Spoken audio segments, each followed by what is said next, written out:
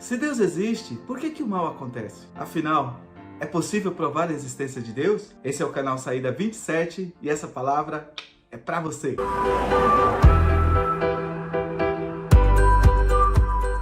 Bem, gente, antes de começar o nosso vídeo, eu queria mostrar para vocês um outro vídeo que eu vi aqui na internet. Logo após, a gente vai dar continuidade à nossa mensagem de hoje, tá bom? Dá uma olhada aí. Olha onde eu tô. Na porta da favela Mangueirinha. 4 fuzis apontando pra mim ali, ó. Nem sei se vão atirar. Mas e aí? Tem que ficar aqui. Tem que ficar aqui. Aí só Deus, parceiro. Olha lá. Olha o baile. O fuzil tá apontado lá. Depende deles, se eles vão atirar ou não. Tá na mão deles lá.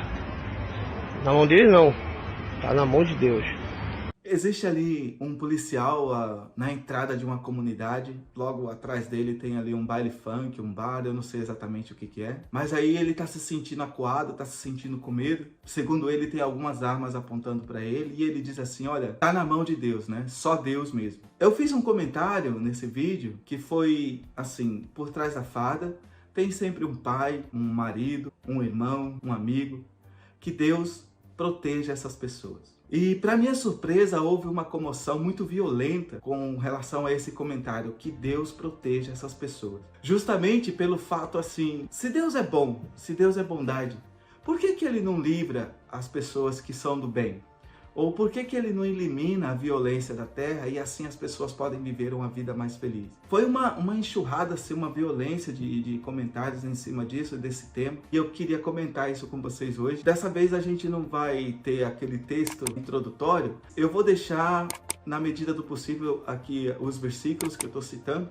E também as fontes de onde eu estou tirando essas afirmações que eu estou dizendo. Se você quiser saber mais sobre isso, se você tiver alguma dúvida sobre o que eu vou falar, deixa aqui nos comentários ou então entre em contato diretamente comigo que eu passo para você a fonte de onde eu tirei essas conclusões que eu vou dizer hoje. Para começar, então, por que o mal acontece? Né? Como é que a gente prova a existência de Deus? Eu creio na Bíblia. Com base na Bíblia, eu cheguei à conclusão que Deus existe. Se você não acredita na Bíblia, é bem complicado provar a existência de Deus. A gente não consegue provar a existência de Deus sem ter a base bíblica. A Bíblia também cita alguns fatos, né, durante o seu relato histórico, que a gente consegue não provar a Deus, mas consegue comprovar que aquele fato relatado na Bíblia realmente aconteceu. Posso começar ali com Noé, a arca e o dilúvio. A gente não consegue provar que a existência de Noé,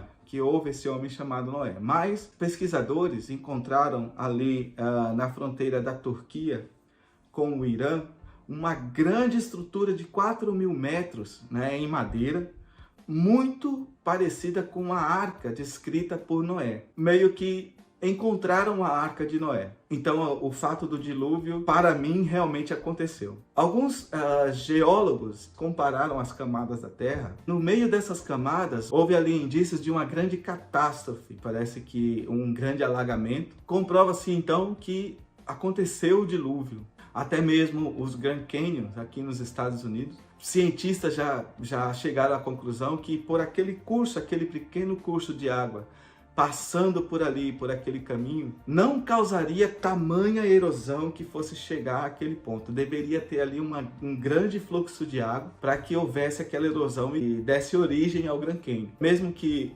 pareça fantasioso aquilo que está escrito na Bíblia, mas foi verificado aqui na Terra. E a própria história da humanidade. A própria história da humanidade está dividida antes e depois de Cristo.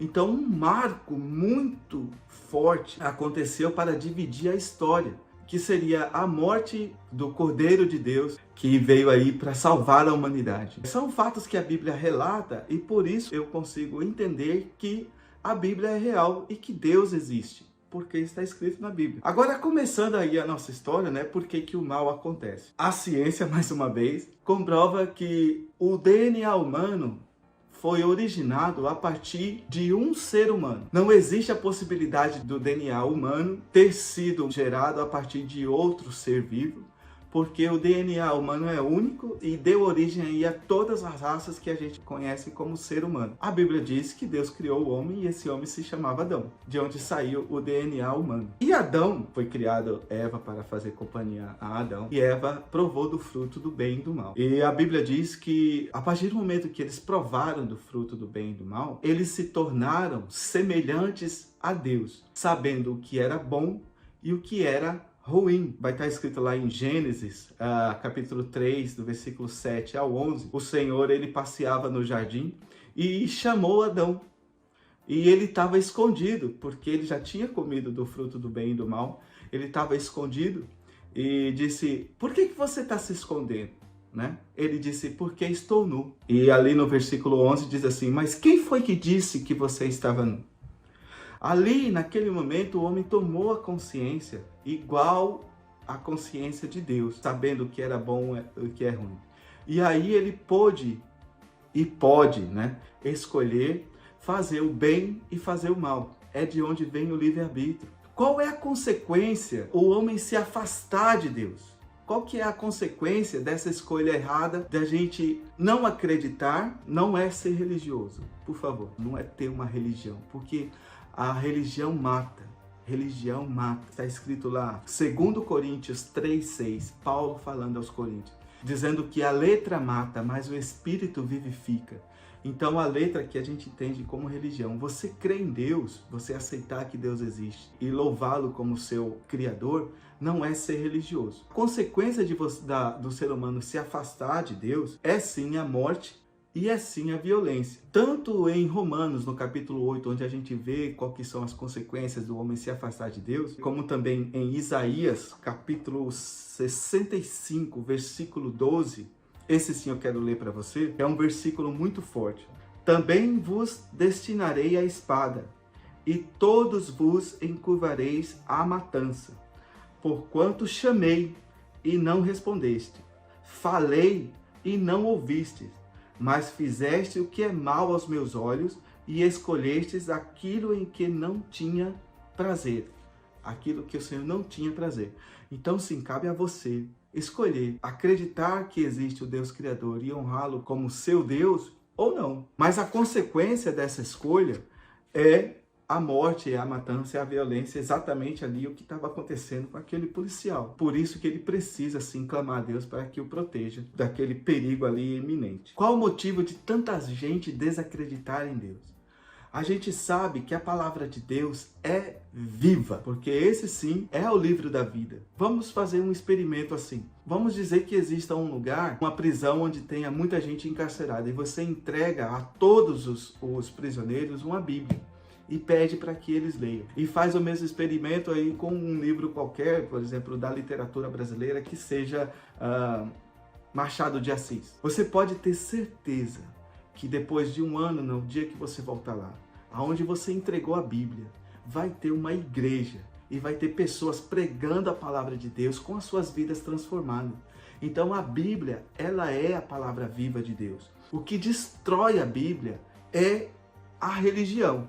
Que religião é uma criação humana e vem desde o começo da criação. Desde o princípio já havia esse tipo de perturbação à palavra de Deus, porque o homem ele busca apresentar a Deus através da religião, do seu próprio entendimento da palavra de Deus. Você veja aqui um exemplo, ali em Atos, capítulo 8, do 17 ao 24, Pedro estava passando por uma determinada cidade, e naquela cidade havia um mago chamado Simão. Ele via que Pedro, ao impor as mãos, o Espírito de Deus batizava as pessoas, e aí transformava aquela vida. Então aquele mago falou com Pedro, escuta, me ensina como que você faz isso, porque eu vou te pagar.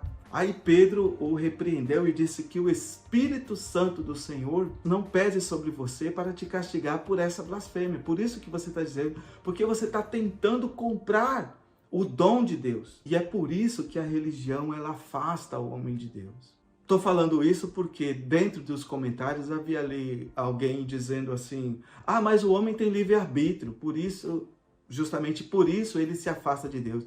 E alguém disse assim, mas que conversa é essa de livre-arbítrio? Né? Isso daí é historinha para justificar uma outra historinha, um conto fantástico. Sim, a partir dessa palavra existe, sim, o livre-arbítrio e o homem pode escolher. Eu e a minha família, né, a gente gosta muito do versículo que está em Josué, no capítulo 24, 15 de Josué, diz: porém, se vos parece mal aos vossos olhos servir ao Senhor, escolhei hoje a quem se vais. Então faça você a sua escolha, né? Se os deuses a quem serviram vossos pais, que estavam da além do rio, ou os deuses dos amorreus, em cuja terra habitais. Porém, eu e a minha casa serviremos ao Senhor. É muito linda essa passagem, porque realmente a gente escolheu servir a Deus. Finalmente, é possível provar que Deus existe? Não, não é possível provar que Deus existe. E por que todo esse mal acontece? A Bíblia diz que o reino de Deus não é nesse mundo. Nós estamos aqui e convencidos pela graça do Senhor que nós vamos viver uma vida no reino de Deus que não é nesse mundo. Mas os seus servos têm direito à sua graça. Então é como se nós já estivéssemos vivendo o reino de Deus aqui na terra. Como todos sabem, teremos sim aflições, teremos decepções, teremos medo, como esse policial teve medo. Tem uma observação com relação a isso, que eu gostaria de citar em Isaías 55, 8 e 9. Está dizendo, porque os meus pensamentos não são os vossos pensamentos, nem os vossos caminhos os meus caminhos, diz o Senhor. Porque assim como os céus são mais altos que a terra, assim são os meus caminhos mais altos do que os vossos caminhos, e os meus pensamentos mais altos que os vossos pensamentos. Deus estava falando através do profeta Isaías que não adianta, nós não vamos conseguir explicar Deus, nós não vamos conseguir entender a Deus, nem tampouco requerer que Deus faça alguma coisa, porque Ele é muito mais alto do que nós, Ele é muito mais excelente do que nós. Nós somos criação, porém feitos à imagem e semelhança do Senhor. Salmos capítulo 8, do versículo 4 ao versículo 8, a Bíblia diz que nós somos criação de Deus e somos feitos pouco menores que os anjos. Para você ver que realmente a tomada de decisão sobre fazer o bem ou fazer o mal depende a nós, e sim, nós temos essa responsabilidade, esse dever. Aí alguém me diz assim, mas e agora?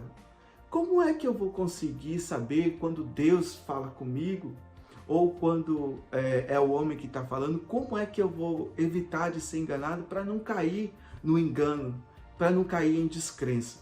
Existe uma passagem na Bíblia onde haviam discípulos no caminho de Emaús. Logo depois que Jesus foi crucificado, eles estavam retornando, porque como Jesus havia morrido, perdeu a esperança, perdeu-se a razão do evangelho, perdeu-se ali toda e qualquer motivo para continuar lá. Então eles estavam voltando para casa, né?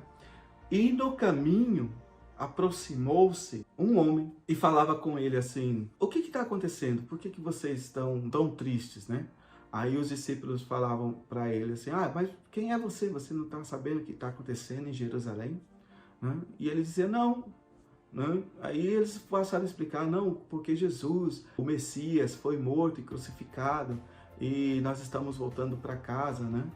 Aí o Senhor, né, começou a falar com eles. Vocês não bem sabem que era lícito que o Messias morresse, que o Cristo fosse crucificado e ao terceiro dia ressuscitasse? Aí seguiu o caminho, né, até um determinado ponto onde eles iam chegar. E está escrito ali em Lucas, capítulo 22, do 28 ao 32, diz assim: e chegaram à aldeia para onde iam, e ele fez como que ia para mais longe. E eles o constrangeram, dizendo: fica conosco, porque já é tarde e já declinou o dia. E Deus, o Senhor Jesus, entrou para ficar com ele. E aconteceu que, estando com eles à mesa, tomando o pão, o abençoou, partiu e lhes deu. E então abriram-se os olhos e conheceram, e ele desapareceu. E disseram um para o outro: porventura não ardia em nós o nosso coração quando pelo caminho nos falava e quando no caminho nos abrira as Escrituras? Eles até então não sabiam que era Jesus ressuscitado que estava com ele. Mas quando ele partiu o pão e deu para eles, eles reconheceram, é o mestre, né? Então o Senhor Jesus sumiu e eles disseram, por isso ardia o nosso coração quando ele falava. Por isso a palavra de Deus, quando ela é falada genuinamente a você, ela faz arder o seu coração. Você vai reconhecer a voz do Senhor quando aquela voz doce, meiga e suave vai fazer arder o seu coração. Você vai pular de alegria, entende? A voz do Senhor é uma voz mansa, é uma voz poderosa. Fique com isso, com esse conselho na sua mente, porque aí você não vai ser mais enganado e você não vai ser mais induzido a perder a sua fé. O maior mandamento que o Senhor nos deu foi amar a Deus sobre todas as coisas e amar ao próximo como a si mesmo. Você amando a Deus, você não vai desrespeitar ao Senhor, não vai blasfemar contra Ele. E você amando o seu próximo, você vai servir ao seu próximo como o Senhor Jesus nos serviu, com amor, com gratidão, com dedicação, com compaixão, com ternura. Viver essa palavra é semelhante a viver os frutos do Espírito. E os frutos do Espírito, como está escrito em Gálatas 5:22, é amor, alegria, paz, paciência, amabilidade, bondade, fidelidade, mansidão e domínio próprio. É muito difícil nos dias de hoje convencer as pessoas do Evangelho e da graça do Senhor.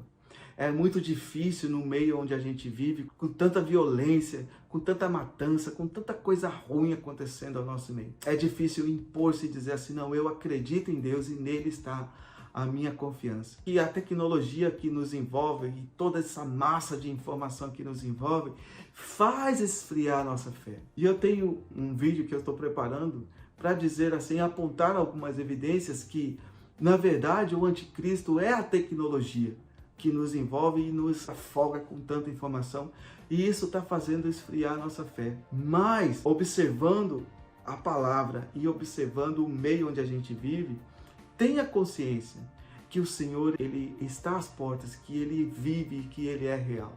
E que não existe arma apontada para você que seja maior do que o livramento de Deus na sua vida. E que se mesmo que você venha sofrer, mesmo que você venha a padecer, saiba que o reino de Deus não é desse mundo. Nós estamos aqui nos preparando para partir para a glória com Ele. Amém? Amém. Se você viu essa mensagem até aqui, curta, comente e compartilhe. Se inscreva aqui no canal. Venha com a gente em direção à saída Salmo 27, onde diz que o Senhor é a minha luz e a minha salvação. A quem temerei? O Senhor é a força da minha vida. De que me recearei? Muito obrigado. Seja bem-vindo à nossa família. Deus abençoe você. Nossa, minha mão, você viu que a minha mão foi... Parece que...